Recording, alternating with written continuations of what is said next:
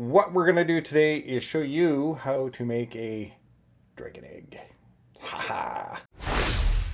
Making this is going to be really cool. Part of why it's going to be so cool is the first time that we start making these is going to be at Adam Savage's Silicon, and we're going to do it live. We're going to show you guys how to make these things, and it's a bit of a collaboration. Evil Ted let me use his egg pattern, and I will show you the link down below on where you can go to get that egg pattern. And I made some really ugly shells based off of his pattern, but I did it using a laser. Cheap, inexpensive diode lasers. These diode lasers that are coming out are pretty impressive. The kerf on them, or the width of the cut, is actually smaller than what you get on a CO2 laser. And what that actually means is that because it's about a third the width, it needs a third the power. So these little tiny lasers pack a lot of punch as far as being able to cut things. You'll notice how quick this thing can cut through EVA foam. This is a cosplay dream. You can get some of the least expensive versions of these diode lasers for about $300. The one that you're looking at right now is about $800, but it's got a lot of safety features as far as a smoke alarm and emergency stop button and a whole bunch of other things. And that is something that you want. But it's also super tiny, and you can move it around your shop. You don't have to have a big dedicated area for a giant CO2 laser. Or even on a desktop, you can still pick it up by hand and hang it on a wall. Anyways, long story short, we're using the Laser Master 3, and you will see links down below for where you can get yourself one of these. These are affiliate links. It does help this channel out, I'm not going to lie, and it would be very appreciated if you decide to buy one, you buy it through one of those links. Here is what we ended up doing. We took the file that we got from Evil Ted. You'll also find a link down below for that. And I'd really appreciate if you show some love for Evil Ted for being so kind as to let us use the files for this. Lightburn can open PDFs. And if the PDF was done in a vector format, it means that you're going to be able to pull in all these lines. And you'll notice that there's a lot of little extra stuff there. Well, this is easy enough. You just have to delete it all out and put it onto whatever cut area that you want. In this case, we have all the settings for the laser for the foam that we have. Now, let's get into the build. What I didn't have time for was to go out and do a lot of the cutting, and it's been kind of crazy. So I grabbed the laser, I threw it into Stephanie's car. She took it home, and she's been cutting in her kitchen. Yeah, you still need to make sure the ventilation is there. So turn on your oven hood.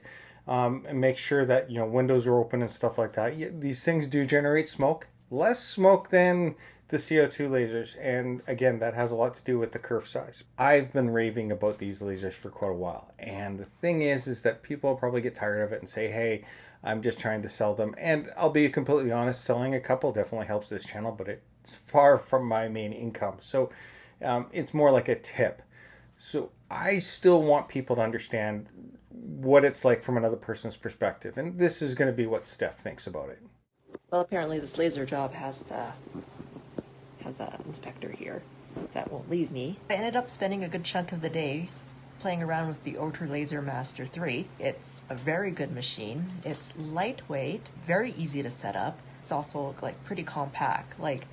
For me to move it in and out of the kitchen to use it and then put it away for dinner time was super easy. I was also impressed with the quality of the cuts. I found the kerf to be very small, making my cuts very accurate, which means I can play around with it a lot more, especially with a product like foam.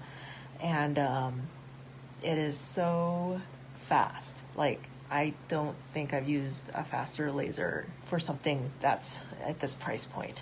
So I cannot recommend this machine more. For doing things like cosplay and whatever, and even some of my woodworking things like engraving, I would totally pull this out in a heartbeat to work on things with that.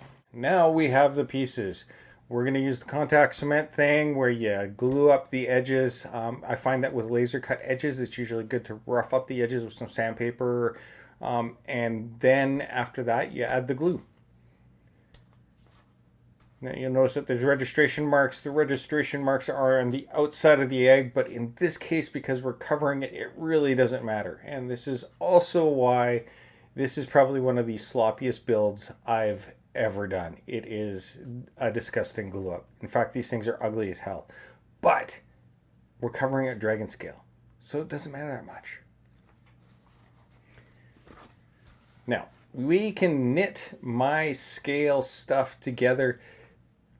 That works. It totally does work. And this is a great way to make a fabric or a textile or something that would flow nicely over an arm or something like that. But in this case, it's a hard egg. And I don't think that you necessarily have to knit it together. It's going to take too much time. So we're just going to glue these things down. You know, don't spend too much time making it perfect. You don't need to make this perfect. This is an organic egg from a mythical creature that we've all dreamed up, so there really aren't any rules. And because it's an organic shape, it means that you can mess things up a little bit. Not all of us are perfect.